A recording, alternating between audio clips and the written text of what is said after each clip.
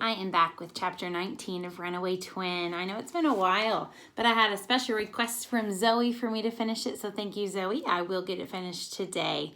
As a recap, Star has just won in a poetry contest, and Sunny is there, and they are all excited, and Sunny is not being part of their celebration, so she kind of feels upset about that. Chapter 19.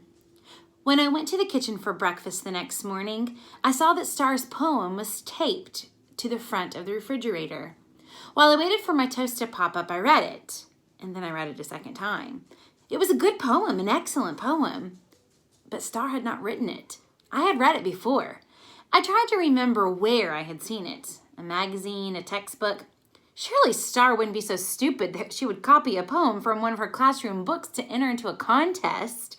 She must have taken it from an out-of-print book or some other source. Rita had lots of poetry books, and I sometimes browsed through them during commercials when I was watching television. That's probably where I had seen Lilacs in Summer. I debated what to do. If I said anything to Star without proof, I was sure she would deny that I had copied the poem, that she had copied the poem. If she was willing to sign an affidavit swearing that it was her original work, she wasn't likely to back down on my say-so. And the Andersons would take her side against mine. I found a sheet of paper and I copied the poem word for word. And I had just finished when Mrs. Anderson came in, and I folded it and put it in my pocket. "I'm wondering if you and Star would like to go into Seattle today," she said. "We could go to the Pike's Place Market or walk along the waterfront." Before I could answer, Star came into the kitchen. "Count me out," she said. "Angie and Sarah are working on a routine for cheerleader tryouts." "Well, they could go with us," Miss Anderson said. "We'll take the van. There's plenty of practice time after Sunny leaves." I really need to go to the library today," I said. I thought I'd ride my bike there. I felt sorry for Mrs. Anderson. She was trying so hard to plan fun outings that would create a bond between the sisters, and everyone except her knew it wasn't going to happen. "I can drive you to the library," Mrs. Anderson said. "That's okay. I need the exercise, and I'm working on a project." I could tell Mrs. Anderson was disappointed, and Star was relieved. I wondered what she had told her friends about me. Maybe she hadn't told them anything, and I knew she was counting the days until I left. And so was I. The library didn't open until 11, but I went early and walked around a while, wondering if I was doing the right thing. Maybe I shouldn't try to find this published poem. Maybe I should just stay out of it and let Star fool everyone. Of course, if I didn't speak up, she might not get away with this deception. There's always a chance that one of the judges would recognize the poem. If I knew immediately I'd seen it before, it was likely they would too. When the library opened, I went to the computer and I signed up for 15 minutes. I typed in a Google search for poem, Lilacs in Summer, and almost instantly I got several responses, and the second one I clicked on was what I was looking for.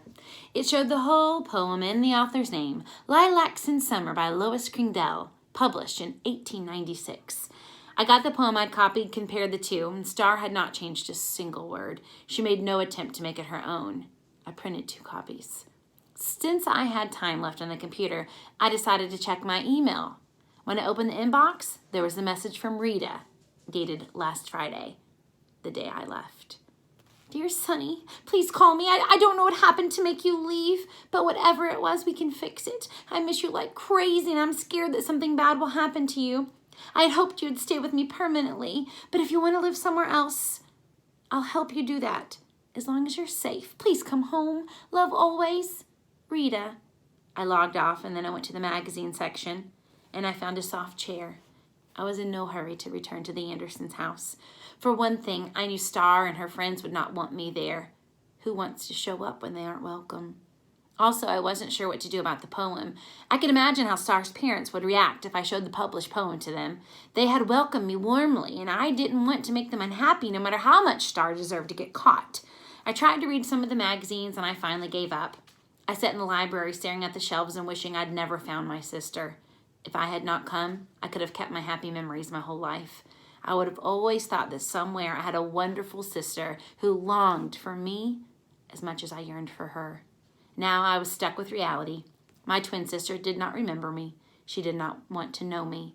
The fact was, I didn't even like Star.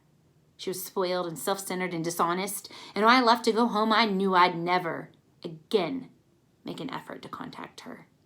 Home, I smiled, thinking of Rita. While I had been traveling all those miles, I thought I was coming to find my family, and it turned out I left my real family behind.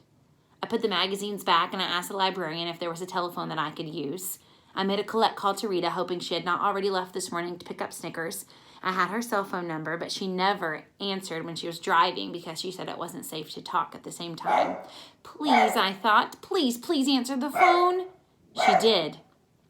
I want to come home right away, I told her. That way we could go get Snickers. It would be a lot easier for you to manage a dog in the car if I was there too.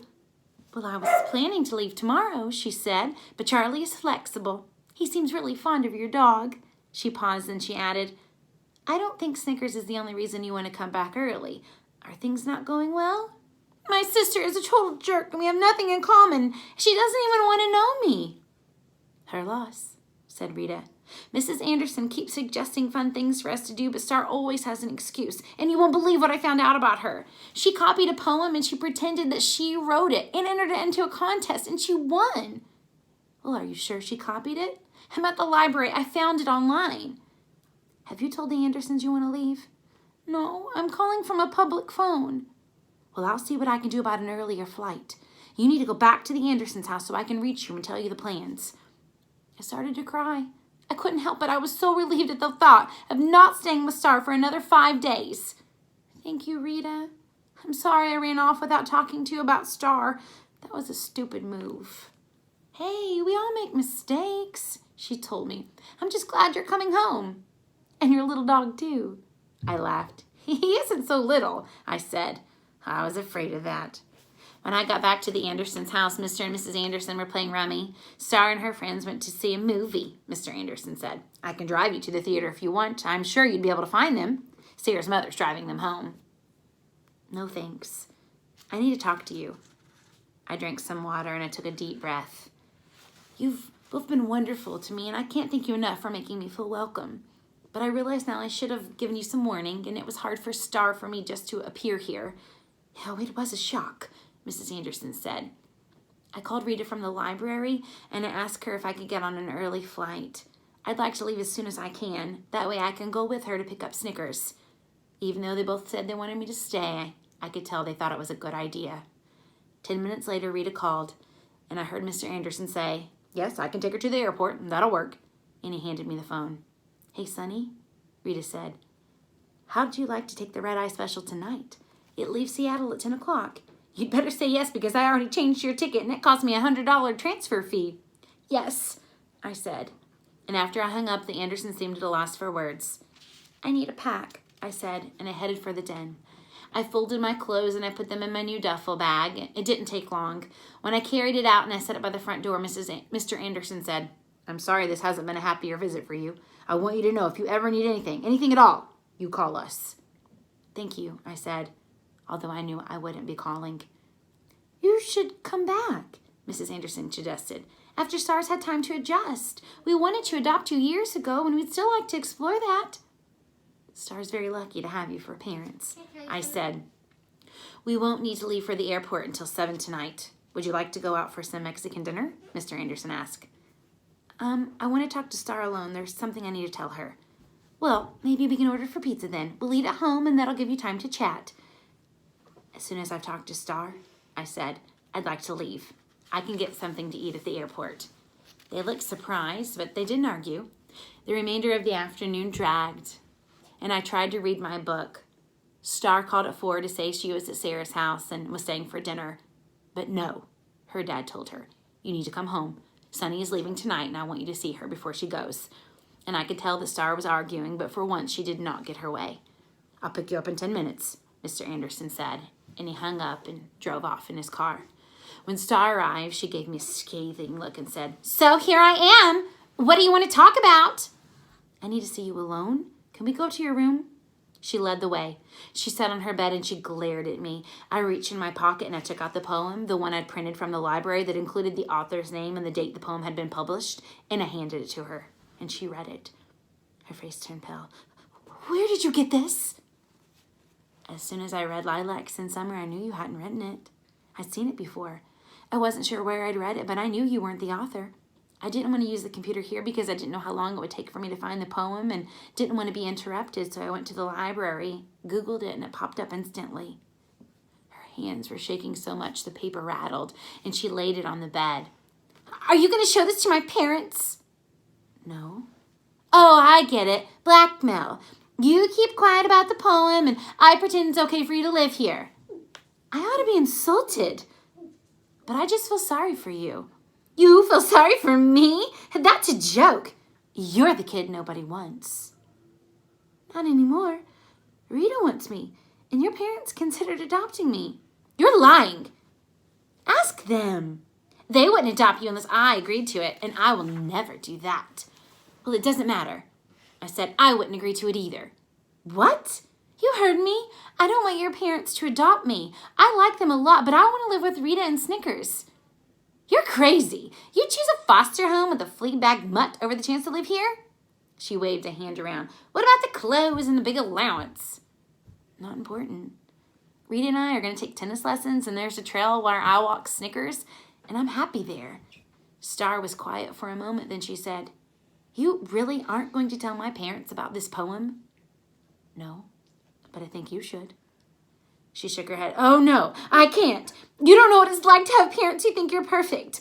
All my life, they expect me to be better than I am, accomplish more than I'm capable of. No matter what I do, they always want more. This is a problem, I thought. Nobody ever expected me to succeed at anything. Until Rita. They seem very proud of you, I said. They're proud of who they want me to be, not who I am. Tears dribbled down Star's cheeks. You were right when I guessed I was afraid of you, she said. I didn't want you to stay because I was afraid you'd be smarter than I am, do better in school or sports, and I couldn't stand the thought of competing with a twin and coming out second. You're taking a terrible chance by sending that poem and that affidavit to the regional contest. What if those judges recognize the poem? You'll be humiliated.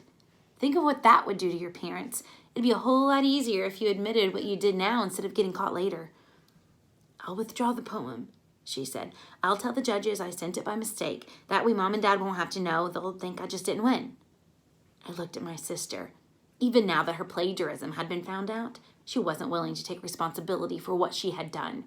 Twinkie, twinkie, little star, how I wonder who you are. And I did not know this girl who sat in front of me, and I no longer wanted to know her. Thanks for not telling on me, she said.